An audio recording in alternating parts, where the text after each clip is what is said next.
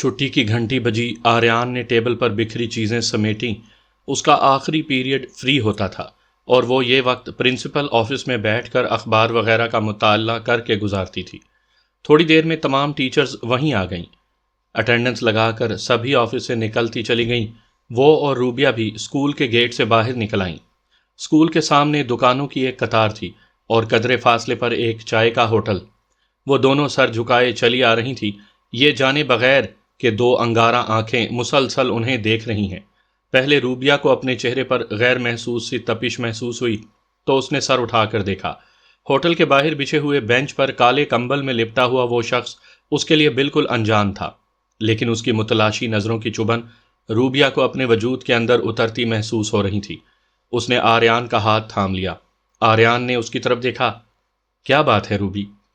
Rainy, وہ شخص، روبیہ نے دائیں جانب دیکھتے ہوئے کہا تو آریان اس کی نگاہوں کے تعاقب میں دیکھنے لگی۔ سیاہ کمبل میں منہ سر لپیٹے وہ شخص اس کے لیے بھی اجنبی ہی تھا۔ اس کا چہرہ تقریباً کمبل میں چھپا ہوا تھا، صرف آنکھیں دکھائی دے رہی تھیں۔ انہیں اپنی طرف متوجہ دیکھ کر وہ بینچ سے اٹھ کھڑا ہوا تھا۔ رینی، وہ اٹھ گیا ہے بینچ سے۔ روبیہ اس کے اس طرح اٹھنے پر گھبرا گئی۔ روبی، تیز تیز قدم اٹھاؤ، آج تو انکل بھی نہیں، آریان بولی۔ روبیہ کی ساری توجہ اس سیاہ کمبل والے پر مرکوز تھی جو اب دھیرے دھیرے قدم اٹھاتا اسی راستے پر آ گیا تھا جدھر سے وہ چل کر آئی تھی۔ غیر محسوس طریقے سے روبیہ اور آریان کے قدموں میں تیزی آ گئی۔ کمرشل ایریا ختم ہو چکا تھا اور رہائشی کالونی شروع ہو گئی۔ دوپہر کا وقت تھا، چلچلاتی دھوپ میں سب گھروں میں تھے، گلیاں تقریباً سنسان تھیں۔ وہ شخص مسلسل ان کے پیچھے آ رہا تھا۔ وہ تیز قدم اٹھاتی تو اس کے قدموں میں بھی تیزی آ جاتی، وہ دھیمے قدموں سے چلتی تو وہ بھی آہستہ آہستہ چلنے لگتا، لیکن ان کا درمیانی فاصلہ اب کم ہوتا جا رہا تھا۔ آریان اور روبیہ کو اب یقین ہو گیا تھا کہ وہ ان کا پیچھا کر رہا تھا۔ وہ دونوں گھبرا رہی تھیں۔ رینی، یار کیا مصیبت ہے، یہ ہے کون؟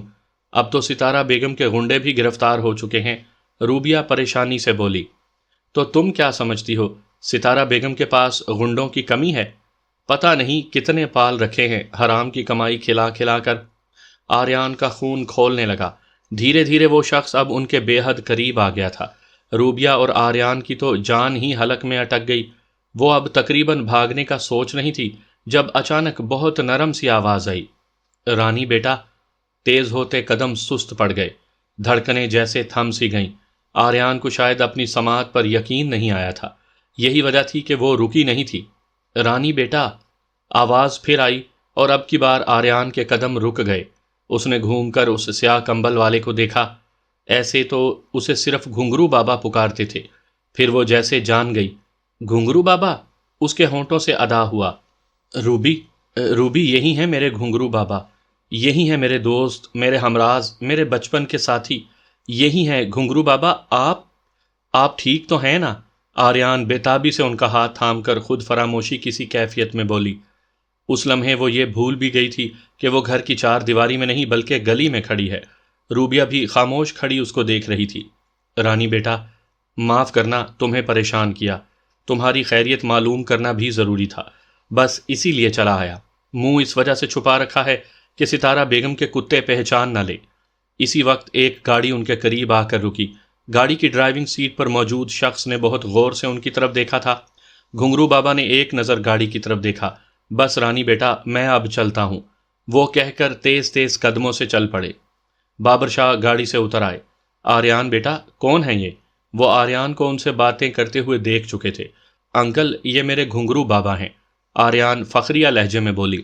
گھنگرو بابا تھے ہی ایسے کہ جن سے تعلق پر وہ بجا طور پر فخر کر سکتی تھی۔ تو روکو انہیں، کہاں جا رہے ہیں یہ؟ بابر شاہ تیزی سے گھنگرو بابا کی طرف بڑھے۔ ایک منٹ رکیے پلیز۔ بابر شاہ کے پکارنے پر گھنگرو بابا نے رک کر پلٹ کر ان کی طرف دیکھا اور پھر آریان کی طرف۔ بابا، آپ گھر چلیں ہمارے ساتھ، وہاں تفصیل سے بات کریں گے، وہ بولی۔ نہ رانی بیٹا، بی بی بے کل ہوں گی، وہ تو کہہ رہی تھی غلام عباس تمہارے چوکھٹ سے پیر باہر رکھتے ہی میرا انتظار شروع ہو جائے گا، جلدی آنے کی کوشش کرنا، بی بی کا کہا رکھنا ہے مجھے، میں دیر نہیں کر سکتا۔ گھنگرو بابا، میں بھی تو آپ کی بی بی کی کچھ لگتی ہوں، ناراض ہوں تو میرا نام لے دیجیے گا، کچھ نہیں کہیں گی، اب چل پڑیں۔ آریان ان کا بازو تھام کر گاڑی تک لائی تو انہیں گاڑی میں بیٹھتے ہی بنی۔ گھر پہنچ کر سب سے پہلے کھانا وغیرہ سے فارغ ہوئے، پھر بابر شاہ آریان اور گھنگرو بابا کو ساتھ لیے ٹی وی لاؤنج میں بیٹھ گئے۔ زاہدہ چچی کو زبردست سی چائے کا آرڈر دینے کے بعد بابر چچا گھنگرو بابا سے تفصیل سے گفتگو کرنے لگے۔ رستم اور کبیر نے پکڑے جانے سے پہلے ستارہ بیگم کو فون کر کے اس گھر اور سکول کا پتہ بتا دیا تھا۔ اب ان کے پکڑے جانے کے باوجود ستارہ بیگم کے ہرکارے ہر جگہ چوکس پھر رہے ہیں۔ رانی بیٹا کی خیریت کی طرف سے اطمینان نہیں تھا، سو مجھے اپنی جان خطرے میں ڈال کر یہاں آنا پڑا۔ بی بی کی بے چینی دیکھی نہیں جا رہی تھی۔ غلام عباس صاحب، یہی نام بتایا ہے نا آپ نے؟ بابر چچا ایک پل کو رکے۔ جی ہاں جی غلام عباس صاحب، آریان کی طرف سے آپ بالکل فکر مند نہ ہو، اور اپنی بی بی سے بھی کہہ دیجیے گا کہ آریان اب محفوظ ہے۔ اس کے ارد گرد جو حصار ہے وہ اتنا کمزور نہیں کہ ستارہ بیگم یا اس کے آدمی وہ حصار توڑ کر آریان تک پہنچ سکے۔ ہماری اپنی بھی بیٹیاں ہیں، اور بیٹیوں کی عزت کی حفاظت کیسے کی جاتی ہے ہم اچھی طرح جانتے ہیں۔ بابر شاہ کا چٹانوں کی طرح مضبوط لہجہ گھنگرو بابا کے اندر طمانیت بھر گیا۔ انہوں نے سکون بھرا سانس لیا۔ مجھے اب کوئی فکر نہیں ہے۔ 21 سال اس بچی کو بہت سنیت کر رکھا ہے۔ گھنگرو کی جان چلی جائے غم نہیں، لیکن اسے کچھ نہیں ہونا چاہیے۔ گھنگرو بابا کا لہجہ اور آنکھیں بھیگنے لگیں۔ ان کا سر جھک گیا۔ بابر شاہ اور آریان کے دل میں ان کے جملے اتر رہے تھے۔ کمرے کے ماحول پر ایک عجیب سی بوجھل خاموشی طاری ہو گئی۔ آپ کی دعائیں رہیں تو بہت جلد آریان ہی نہیں، آپ کی بیوی بھی ان ظالموں کے چنگل سے آزاد ہوں گی۔ بابر شاہ بولے تو گھنگرو بابا نے ایک جھٹکے سے سر اٹھا کر ان کی طرف دیکھا۔ الہی تیرے رنگ، زمین اور آسمان کا ملاپ ہو جائے گا۔ شاہ صاحب، ایک معجزہ ہوگا یہ، جو وہاں آباد ہیں ان سب کے لیے انہونی ہوگی۔ بھلا کوٹھے والوں کو کسی نے کب عزت دی ہے؟ نہیں غلام عباس صاحب، ہر انسان عزت کا حقدار ہے۔ وہاں بیٹھے لوگ شوق نہیں، مجبوری میں ذلت خریدتے ہیں اور عزت بیچتے ہیں۔ آریان کو دیکھ کر محسوس ہوتا ہے کہ کبھی کبھی خاندانی لوگ بھی اس کیچڑ بھری دلدل میں گر جاتے ہیں، پھر اگر ہم جیسے لوگ ان کو کسی مشکل سے نجات دلانے کا وسیلہ بن جائیں تو کیا مذائقہ ہے؟ بابر شاہ سادہ سے لہجے میں بولے۔ گھنگرو کی آنکھوں نے بڑے نظارے دیکھے، ایک ایک چہرے کے کئی کئی پرت، ذات والوں کی بد ذاتی، غیرت والوں کی بے غیرتی، غرور سے اٹھے سروں کو کٹتے دیکھا، فخر کرنے والوں کو جھکتے دیکھا، پر شاہ صاحب ایسا کہیں نہیں دیکھا۔ عزت دار وہاں جاتے ضرور ہیں، کچھ روز کے لیے ذات فروشوں کو عزت کے پلنگ پر بھی بٹھاتے ہیں، لیکن آپ جانو طوائفیں تو تریڑ کھائے برتن کی طرح ہوتی ہیں، ان کی کشش دنوں میں ختم ہو جاتی ہے، اور پھر ان عزت داروں کے گھروں میں ان ٹوٹے ہوئے برتنوں کے لیے کون سا شو کیس رکھا ہوتا ہے؟ اپنے بکھرے ارمان سمیٹ کر واپس وہیں آ جاتی ہیں جہاں سے عزت کی زندگی کے خواب دیکھتے ہوئے رخصت ہوتی ہیں۔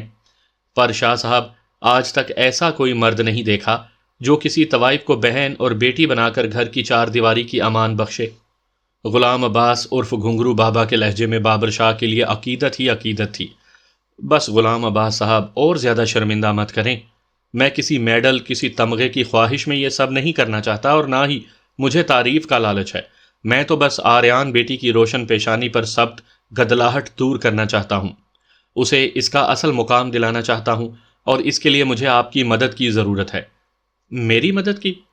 پر مجھ جیسا کم مایا انسان آپ کی کیا مدد کر سکتا ہے؟ گھنگرو بابا حیرت سے بولے۔ آپ اندر کے آدمی ہیں، یقیناً ستارہ بیگم کی ہر عادت سے واقف اور اندرونی تمام رازوں کو جانتے ہوں گے۔ بابر شاہ نے کہا، جی ہاں، بڑی بائی جی میری بڑی عزت کرتی ہیں۔ میری ماں مرتے دم تک ان کی وفادار تھی، اور مجھے بھی یہی سبق پڑھایا تھا اس نے مجھے کہا تھا کہ ستارہ بیگم کی زندگی بھر خدمت کرنا۔ پر شاہ جی، بی بی کی ذات ایسی بیچ میں آئی کہ ماں کا کہا بھول گیا میں، ستارہ بیگم سے غداری کرنے لگ گیا۔ پر جی، وہ ابھی مجھ پر ویسا ہی اعتبار کرتی ہے جیسا پہلے کرتی تھی۔ غلام عباس سر جھکائے بولا، تو آپ کے خیال میں کیا وہ آریان اور اس کی امی کو ہمارے حوالے کر دے گی؟ ناممکن ہے۔ ستارہ بیگم اپنے کوٹھے کے ٹوٹے ہوئے برتن اور پھولوں کی بکھری ہوئی پتیاں بھی باہر نہیں پھینکتی۔ یہ تو پھر دو زندہ وجود ہیں۔ رانی بیٹیا میں وہ اپنے مستقبل کے خواب دیکھ رہی ہیں، اور بی بی پچھلے 21-22 سال سے صرف آواز بیچ کر اس کے لیے لاکھوں کی کمائی کا ذریعہ بنی ہوئی ہیں۔ آج بھی بہت سے لوگ محض ان کی آواز پر لاکھوں لٹا دیتے ہیں۔ ستارہ بیگم کبھی نہیں چاہیں گی کہ یہ دونوں ان کے ہاتھ سے نکلیں۔ پھر کیا ہمیں قانونی راستے سے انہیں حاصل کرنا ہوگا؟ بابر شاہ استفہامیہ نظروں سے اس کی طرف دیکھنے لگے۔ قانون؟ بڑی زہر خند مسکراہٹ اس کے ہونٹوں پر مچلی۔ قانون تو خود بائی جی کے تلوے چاٹتا ہے۔ یہ وردی والے جو دن بھر کمزوروں پر قہر بن کر ٹوٹتے رہتے ہیں، رات کی سیاہی میں ستارہ بیگم کے آگے یوں جھکتے ہیں جیسے نیاز مند پیر و مرشد کے آگے۔ اپنا ایمان، اپنی عزت گروی رکھ رکھی ہے انہوں نے، لیکن آپ ہمت نہ ہاریں، کوشش کر کے دیکھتے ہیں، ان کی دکھتی رگ کو پکڑیں، شاید وہ مان جائے۔ کیا مطلب؟ طوائف کے بارے میں مشہور ہے کہ یہ جیب دیکھ کر رویے میں رد و بدل کرتی ہے۔ جہاں نوٹ نظر آئے وہاں مسکراہٹ ہوگی اور الفت بھی۔ آپ کو ان سے سودا کرنا ہوگا، ممکن ہے وہ مان جائے۔ ٹھیک ہے، آپ ہمارے ساتھ ہی چلیے گا ایک آدھ دن میں۔ نہیں شاہ جی، مجھے اجازت دیں، بی بی کو جا کر تسلی دینی ہے کہ رانی بٹیا بالکل ٹھیک ہے اور خوش بھی۔ بس آپ سے التجا ہے، اس کا بہت خیال رکھیے گا۔ گھنگرو بابا نے اسے اپنے بازو کے حلقے میں لے کر اس کا سر سینے سے لگایا، اس کی پیشانی چومی۔ آپ کی مجبوری نہ ہوتی تو ہم مزید اصرار کرتے، لیکن ایک ماں کی تکلیف کو سمجھتے ہیں، اس لیے آپ کو رکنے پر مجبور نہیں کریں گے۔ لیکن آپ یہاں سے جاتے ہوئے مطمئن رہیے، آریان کو یہاں کوئی تنگی نہیں ہوگی۔ بابر شاہ انہیں رخصت کرنے کے لیے اٹھ کھڑے ہوئے اور ان کے ساتھ ہی گیٹ تک آئے۔ گھنگرو بابا نے بہت گرم جوشی سے بابر شاہ سے مصافحہ کیا اور ایک بار پھر آریان کو پیار کیا اور بھیگی آنکھیں لیے رخصت ہو گئے۔ آریان کی آنکھوں کے گوشے بھی بھیگ گئے، لیکن یوں ہی کسی دکھ کی وجہ سے نہیں، ان سے ملنے کی خوشی کی وجہ سے۔ سامعین کرام، آپ سن رہے ہیں ایک رومانوی اردو کہانی جس کا نام ہے اسیر موسم ہجراں۔ یہ اس سلسلے کی قسط نمبر 17 ہے۔ مجھے امید ہے آپ کو میری یہ کاوش پسند آ رہی ہوگی۔ آپ نے اگر ابھی تک میرا چینل کہانی گھر سبسکرائب نہیں کیا تو ابھی میرے چینل کو سبسکرائب کر کے بیل نوٹیفیکیشن آن کر لیجئے تاکہ آنے والی ہر نئی کہانی کی اطلاع بر وقت آپ تک پہنچ سکے۔ دہلیز پر ٹکی آنکھوں میں انتظار کی ریت چبھنے لگی تھی۔ 2 دن سے اس نے کوئی محفل بھی اٹینڈ نہیں کی تھی۔ ستارہ بیگم جانتی تھی کہ مامتا کو بیٹی کی تکلیف برداشت نہیں ہو رہی، لیکن وہ ہمدردی نہیں کرنا چاہتی تھی۔ یہاں ہمدردی کر کے خود ہی نقصان اٹھانے والی بات تھی۔ اس نے اگر ذرا سی بھی چاندنی کی دلجوئی کرنی تھی تو جواب میں چاندنی کی التجا اور آرزو یہی ہونی تھی کہ اس کی بیٹی سے دستبردار ہو جائے، اور ستارہ کے لیے یہ گھاٹے کا سودا تھا۔ اسی لیے اس نے چاندنی کے اس رویے کا زیادہ نوٹس نہیں لیا تھا۔ گھنگرو بابا بھی کل سے غائب تھا، نہیں تو اسی کے ذریعے چاندنی کو سمجھا بجھا لیتی۔ تماش بین بار بار چاندنی کی فرمائش کر رہے تھے اور وہ اس کی ناسازی طبیعت کا بہانہ کیے جا رہی تھی۔ رات ہو گئی لیکن وہ کمرے سے باہر نہیں نکلی، کمرے میں ہی اندھیرا کیے بستر پر پڑی رہی۔ تبلوں کی تھاپ پڑنے لگی، گھنگرو پیروں میں بندھنے لگے، لچکتے مٹکتے مہکتے ہوئے سراپے ادھر سے ادھر آتے جاتے تھے، لیکن کسی کو فرصت نہیں تھی کہ کوئی اس سے اس کا دکھ پوچھتا۔ ایک وہ نہیں تو یہاں کسی کو بھی میرا خیال نہیں۔ یہ لوگ جو میرے ارد گرد بستے ہیں، زندہ دل بے فکرے لوگ، یہ لچکدار لبوں جیسی لڑکیاں جن کی مائیں خود انہیں غیروں کی آغوش میں دھکیل کر بغیرتی کے اس سر عام مظاہرے پر کھل کھلا کر ہنستی ہیں، یہاں میرا کون ہے؟ میں یہاں کس کے لیے ہوں؟ برسوں دامن کو بچائے میں نے کرب سہتے زندگی گزار دی، اور اب میری بیٹی بھی گھنگرو باندھے گی، اس کے ڈھکے چھپے ہوئے سراپے کو ہولناک نظریں برمے کی طرح چھید دیں گی، اور میں کچھ نہیں کر سکوں گی۔ یا الہی، تیری اس دنیا میں کوئی جائے امان ہے بھی یا نہیں؟ اس کی آنکھوں سے آنسو بہنے لگے۔ بی بی، اندھیرے میں آواز ابھری تو وہ تڑپ کر بستر پر اٹھ بیٹھی۔ اسی پل کمرہ روشنی میں نہا گیا۔ مسافت میں دھول دھول ہوتا ہوا غلام عباس اس کے سامنے کھڑا تھا۔ غلام عباس، اتنی دیر کر دی تم نے؟ میں نے تمہیں بتایا بھی تھا کہ یہ انتظار نہیں ہوتا مجھ سے، بہت بے صبری ہوں میں، پھر بھی تمہیں احساس نہیں ہوا؟ اتنی دیر لگا کر آئے۔ وہ پھوٹ پھوٹ کر رو پڑی۔ بی بی معاف کر دیں، پر یوں نہ روئیں، بی بی خدارا چپ ہو جائیں۔ غلام عباس نے آگے بڑھ کر اس کے پیروں پر ہاتھ رکھ دیے۔ غلطی ہو گئی بی بی، پر رانی بیٹا کے اصرار پر مجھے وہاں کچھ دیر رکنا پڑ گیا۔ میں نے اس سے کہا بھی تھا کہ بی بی منتظر ہوں گی، پر اس نے کہا کہ میرا نام لے لینا وہ ناراض نہیں ہوں گی۔ غلام عباس سر جھکا کر بولا۔ چاندنی نے پیر سمیٹ لیے، اس کی آنکھوں سے بہتے آنسو تھم گئے۔ کیسی ہے وہ؟ ٹھیک تو ہے؟ بی بی، ہماری رانی بٹیا کو تو اللہ نے ایسی امان دی ہے کہ کیا کہوں۔ شاید فرشتے اگر انسانوں کے روپ میں آئیں تو وہ ایسے ہی ہوں گے جیسے وہ لوگ۔ انہوں نے رانی بٹیا کو بالکل اپنی بٹیاں کی طرح رکھا ہے، اس کی ہر ضرورت ہر سہولت کا خیال رکھتے ہیں۔ میں پیسے دینے لگا تو منع کر رہے تھے کہ یہ ہماری بیٹی ہے اور اس کی ہر ضرورت کا خیال رکھنا ہمارا فرض ہے، پر میں نے آپ کا نام لے کر اصرار کیا تو وہ خاموش ہو گئے۔ اچھا، تو وہ خوش بھی ہے؟ چاندنی بے تابی سے بولی۔ ہاں بی بی، بہت خوش ہے، وہ بس آپ کو یاد کر کے اداس ہو گئی تھی۔ بی بی، پتا ہے وہ لوگ کیا کہتے ہیں؟ آپ اطمینان رکھیں، وہ رانی بٹیا کو بائی جی کے چنگل سے آزاد کروا لیں گے، خواہ انہیں اس کے لیے کتنا ہی نقصان اٹھانا پڑے۔ غلام عباس کی بات سن کر چاندنی کی آنکھوں میں تشکر کے آنسو آ گئے۔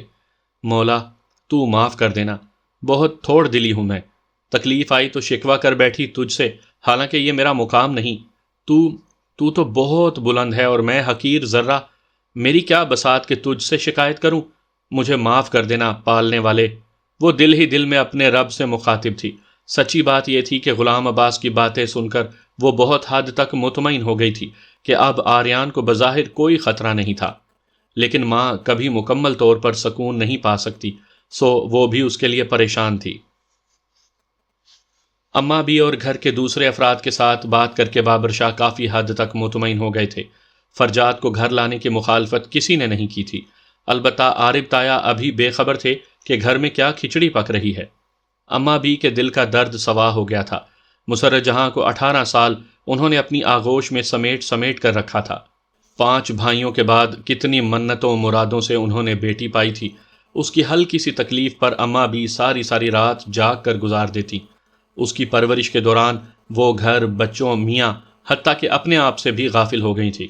وہی مسرت جہاں جو ان کے گلے میں بازو ڈال کر اور ان کے بازوؤں میں جھول جھول کر فرمائشیں کیا کرتی تھی، جب اس گھر کی دہلیز پار کرنے لگیں تو ایک پل کو بھی ماں کی قربانیوں، اس کی محبت کے بارے میں نہیں سوچا ہوگا۔ اگر سوچتی تو ضرور یہ خیال بھی آتا کہ میری ماں جیتے جی مر جائے گی۔ وہ تو سادات نگر کی ساری محبتیں، ساری رفاقتیں، سارے رشتے بھول کر ایک نئی منزل کی طرف چل پڑی تھی، لیکن شبیر حسین شاہ کے لیے وہ رات ساری زندگی پر محیط ہو گئی۔ انہوں نے خود کو اس امتحان کے قابل نہ سمجھا کہ اس رات کی کالک منہ پر تھوپ کر وہ ایک بار پھر دنیا کا سامنا کرتے، سو اس رات کی سیاہی میں ہی مدغم ہو گئے، ایسے خاموش ہوئے کہ پھر کبھی نہ بول پائے۔ بھری دنیا میں تحقیر اور اذیت کو تیر سہنے کو اماں بھی رہ گئیں۔ بیٹوں نے مسرت جہاں کے گھر سے چلے جانے کے بعد چپ سادھ لی، سارا جوش، ساری غیرت اپنی موت آپ مر گئی۔ وہ دنیا کے کارخانوں میں اپنے حصے کا کام کرتے رہے، سانسیں بھی لیتے رہے، لیکن مسرت جہاں جو زخم ان کے دل پر لگا گئی تھی، وقت بھی اس کا مرہم نہ بن سکا۔ پر اب 21 سال بعد اس کے ملنے کی امید نظر آئی تو سارے گلے شکوے جیسے کہیں دور جا سوئے۔ ایک خلش تو تھی، لیکن وہ اب اتنی اذیت نہیں دیتی تھی، اور اماں بھی، وہ تو اپنے جگر پارے سے ملنے کو اتنی بے کل ہو گئی تھی کہ دل ہی دل میں دعا کر رہی تھی فرجاد جلدی سے ٹھیک ہو جائے، انہیں ان کی مسرت جہاں کا پتہ بتا دے، وہ ایک بار اسے اپنے سینے سے لگا کر دل میں جلتی ممتا کی آگ ٹھنڈی کر لیں، پھر چاہے زندگی ان سے روٹھ جائے۔ شاید وہ ابھی تک اسی امید اور اسی آرزو پر جی رہی تھی، شاید پروردگار نے انہیں مہلت اسی لیے دی ہوئی تھی۔ بابر شاہ فرجاد کو کلینک سے لے آئے تھے۔ گاڑی گیٹ سے اندر داخل ہوئی تو فرجاد نے چونک کر ان کی طرف دیکھا۔ یہ کہاں لے کر آئے مجھے؟ آج سے تم نے یہیں رہنا ہے ہمارے پاس۔ وہ کلینک والے تمہیں تنگ کرتے تھے نا، تمہارے ہاتھ پیر باندھتے تھے زنجیروں سے، تمہیں زبردستی انجیکشن لگاتے تھے، میں اس لیے تمہیں یہاں لے آیا ہوں۔ یہاں تم آزاد پھرو گے، تمہارے پیروں میں کوئی زنجیر نہیں ڈالے گا۔ بابر شاہ بات مکمل کر کے گاڑی سے نیچے اترے، پھر گھوم کر دوسری طرف آئے اور اس کا دروازہ کھولا۔ آؤ، انہوں نے اسے باہر آنے کو کہا تو وہ بغیر مزاحمت کیے خاموشی سے اتر آیا۔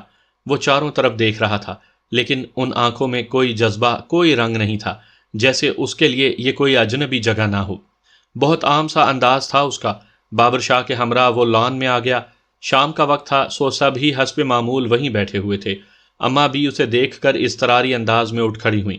بابر شاہ نے سب کو تنبیہ کی ہوئی تھی کہ اس پر ابھی اپنی یا اس کی حقیقت واضح نہ کی جائے، اسے بس یہاں گھر کا ماحول ملنا چاہیے۔ اماں بھی، یہ ہیں میرے دوست، اور دوست یہ میری اور اب تمہاری بھی اماں بھی ہیں، بابر شاہ نے مبہم سا تعارف کروایا۔ فرجاد بہت دھیمے قدموں سے چلتا تقدس کی اس مورت کے قریب آ رکا جنہیں بابر شاہ نے اماں بھی کہا تھا۔ اماں بھی، یہ لفظ اسے اپنے ہونٹوں پر بہت غیر مانوس اور اجنبی سے لگے۔ اماں بی کا لرزتا ہوا ہاتھ اس کے سر پر ایک لمحے کو ٹکا اور پھر ان کے پہلو میں جھول گیا۔ کیسی کیفیت تھی جس کا عذاب وہ اپنے دل پر سہ رہی تھی۔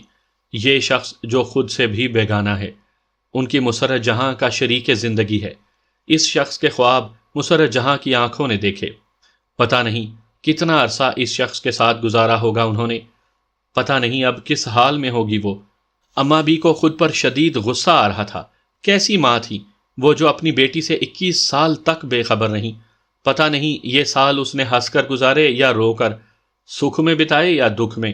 بابر شاہ نے فرجاد کو کچھ دیر کے لیے سب کے درمیان بٹھایا۔ فیضی چچی اور حدیقہ چچی بہت دلچسپی سے اس گھر کے داماد کو دیکھ رہی تھی۔ انہوں نے تو پہلی بار دیکھا تھا۔ اچھا خاصا ہینڈسم آدمی تھا، بس ذہنی طور پر اپسٹ ہونے کی وجہ سے خود سے لاپرواہ ہو گیا تھا۔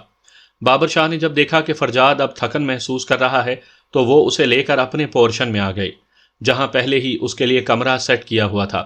اسے کمرے میں بستر پر لٹا کر زاہدہ چچی کو اس کا خیال رکھنے کا کہا اور پھر خود کسی ضروری کام سے دوبارہ باہر نکل گئے۔ رات کو عارف تایا کو جب یہ خبر ملی کہ فرجاد ملک کو بابر شاہ گھر لے آئے ہیں تو ایک بار پھر خون کھول اٹھا۔ وہ غصے سے تن فن کرتے اماں بی کے پاس پہنچ گئے۔ اماں بی، یہ بابر آخر چاہتا کیا ہے؟ کیوں سادات نگر میں کوئی ایسا طوفان لانا چاہتا ہے کہ اس آشیانے کا تنکا تنکا بکھر جائے؟ کیا ہو گیا؟ آرام سے بیٹھ کر بات کرو۔ اماں بھی، پہلے ایک طوائف زادی کو زبردستی اس گھرانے پر تھوپا اس کے بیٹے نے، اور بجائے روک ٹوک کے الٹا سب نے اسی کی حمایت کی، اور اب یہ فرجاد، اس کو کس خوشی میں یہاں آنے کی اجازت دے دی گئی؟ وہ یہاں خود نہیں آیا، اسے لایا گیا ہے۔ وہی تو وجہ جاننا چاہتا ہوں کہ کس لیے اسے یہاں لایا گیا ہے، عارف شاہ بلند آواز میں بول رہے تھے۔ اس لیے کہ وہ ذہنی طور پر ٹھیک نہیں، اس کا ٹھیک ہونا بہت ضروری ہے۔ وہ کلینک میں ٹکتا نہیں تھا، مجبوراً بابر اس کو گھر لے آیا تاکہ اس کے ٹھیک ہونے پر مسرت بچی کے بارے میں پوچھا جائے کہ وہ کس حال میں ہے، کہاں ہے۔ آخر کس لیے؟ جب یہاں سے چلی گئی ہے تو وہ مرے یا جیے، ہمیں اس سے کیا؟ وہ برافروختہ ہوتے ہوئے بولے۔ اتنے پتھر دل مت بنو عارب، بے شک اس نے جو کیا غلط کیا، لیکن اس گھر کی دہلیز چھوڑ کر چلے جانے کے باوجود وہ اب بھی یہاں حق رکھتی ہے، اب بھی خون کا رشتہ قائم ہے اس سے۔ میں ایسے رشتوں کو تسلیم نہیں کرتا جن کو نبھاتے ہوئے عزت اور غیرت کا جنازہ نکل جائے۔ جس دن اس نے یہ دہلیز چھوڑی، ہر رشتہ تو وہ خود توڑ گئی۔ کیا باپ کی غیرت، بھائیوں کی ناموس، ماں کی ممتا اس قدر بے وقت اور حقیر تھی جنہیں وہ روند کر چلی گئی؟ معاف کیجیے گا اماں بھی، اس کے لیے آپ کے دل میں جگہ ہو سکتی ہے، لیکن میں اس کے بارے میں سوچنا بھی گوارا نہیں کرتا۔ عارف شاہ کے لہجے میں نفرت گھلی ہوئی تھی۔ اماں بی نے ملامتی نظروں سے اس کی طرف دیکھا۔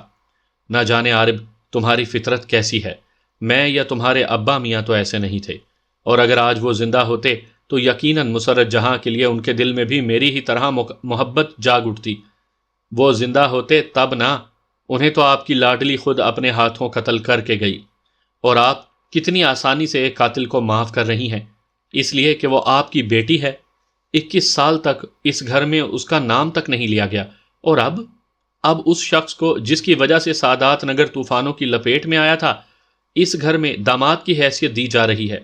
کل کو مسرت جہاں کے لیے بھی اس گھر کا دروازہ کھل جائے گا، سب کچھ ویسا ہی ہو جائے گا، لیکن کیا ابا میاں کی زندگی اتنی ارزاں تھی کہ جسے بالکل نظر انداز کر دیا جائے؟ اماں بھی، اگر وہ اس گھر میں آئی تو میں اس گھر میں نہیں رہوں گا، عارف شاہ فیصلہ کن لہجے میں کہتے ہوئے کمرے سے نکل گئے۔ اماں بھی سرد سی آہ بھر کر رہ گئیں۔ ادھر فرجاد جب سے سادات نگر میں آیا تھا وہ بالکل خاموش ہو گیا تھا۔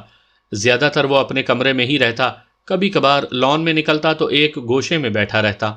کلینک سے آنے کے بعد سے اسے دورہ بھی نہیں پڑتا تھا۔ بابر شاہ اس کی حرکات و سکنات کا بغور جائزہ لے رہے تھے۔ محض 2-3 دنوں میں ہی اس کی آنکھوں میں کچھ چمک آ گئی تھی۔ زاہدہ چچی اس کی خوراک اور دوا کا بہت باقاعدگی سے خیال رکھتی تھی۔ بابر شاہ ایک دن اسے ہیئر کٹنگ سیلون بھی لے گئے تھے۔ بال ترشوانے اور شیو کروانے کے بعد اس کی شخصیت بہت نکھری نکھری لگنے لگی تھی۔ بابر شاہ نے محسوس کیا تھا کہ وہ گھر کے بڑوں کی نسبت بچوں کے درمیان بیٹھ کر خوشی محسوس کرتا ہے۔ گھر کے سبھی بچے اور نوجوان اس کے قریب رہنے لگے تھے۔ آہستہ آہستہ فواد بھی ان میں شامل ہونے لگے۔ فرجاد ملک کے لیے یہ دنیا بہت نرالی اور اچھوتی سی تھی۔ لڑکیاں اور لڑکے سب اس کے ساتھ یوں فرینک ہو گئے تھے جیسے وہ شروع سے ہی اس گھر کا ایک فرد رہا ہو۔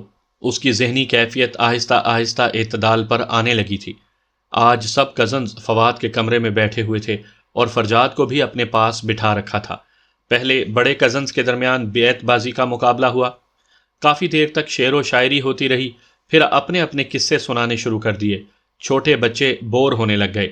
فادی بھائی ہم بور ہو رہے ہیں، طاہر منہ بسور کر بولا۔ بڑوں کی محفل میں انہیں کیا مزہ آنا تھا؟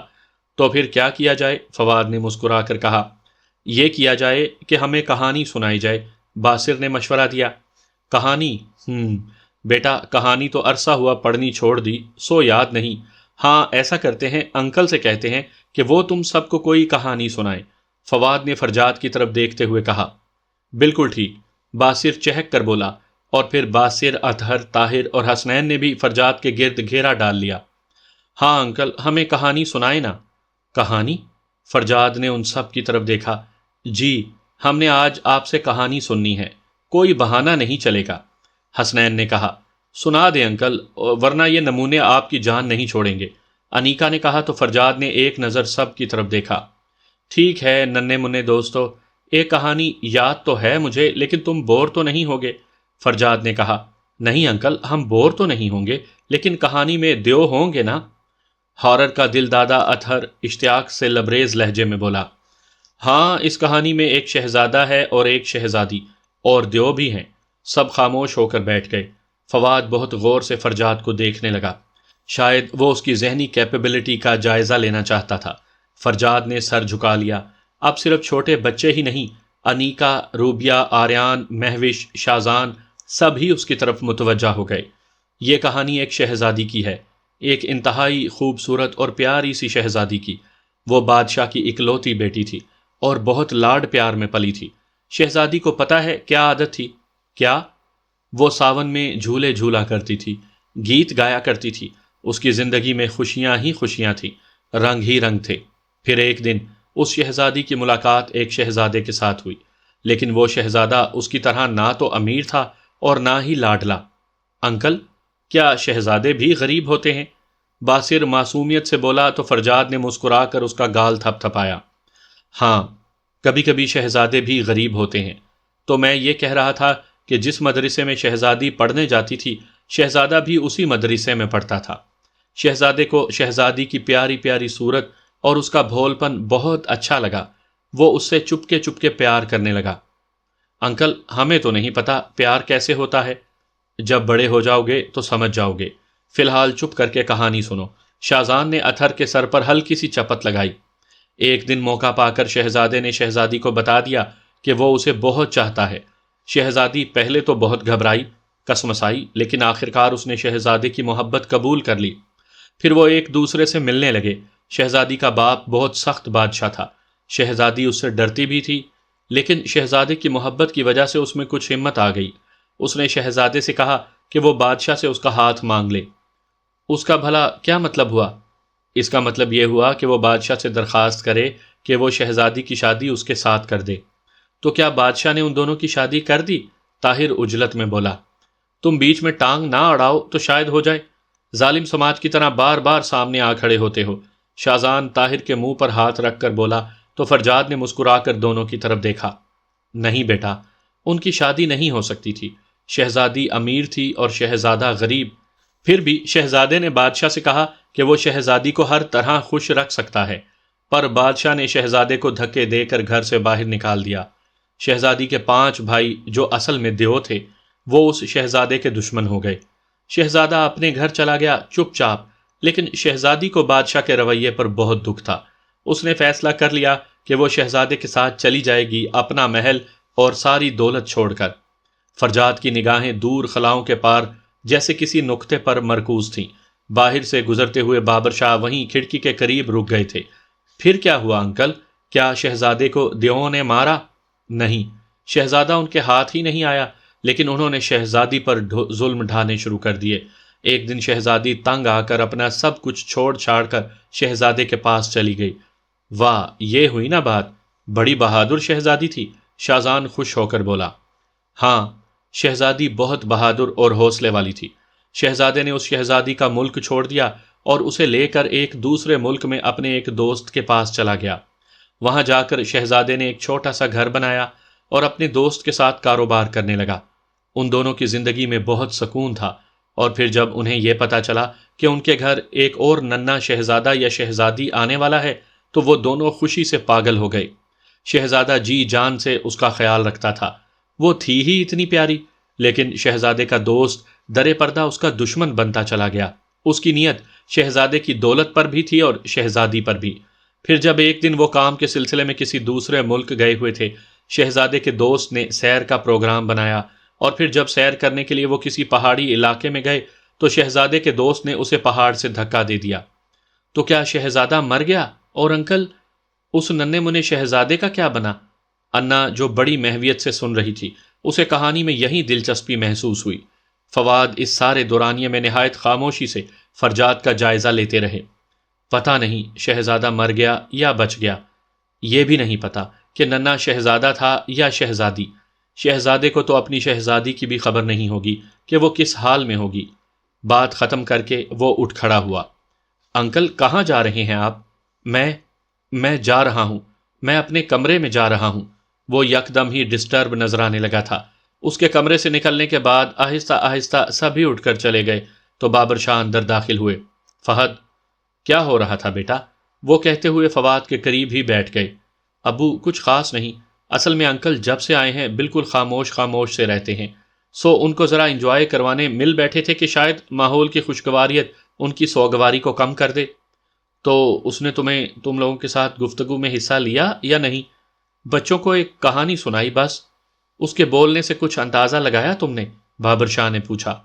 جی ابو، وہ 95% ٹھیک ہو چکے ہیں، بس ایک محض خول سا ہے جو انہوں نے اپنے ارد گرد چڑھا رکھا ہے۔ جب یہ خول بھی ٹوٹ گیا تو سمجھیں بالکل ٹھیک ہو جائیں گے انشاءاللہ، اور ایسا بہت جلد ہوگا۔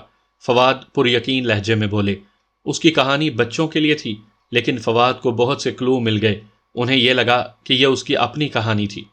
گویا فرجاد کے ساتھ جو حادثہ پیش آیا اس کا ذمہ دار اس کا دوست ہے، اور پھپھو کے ساتھ جانے اس نے کیا سلوک روا رکھا ہوگا۔ کیا خبر وہ زندہ بھی ہیں یا؟ فواد اسے آگے نہ سوچ سکے۔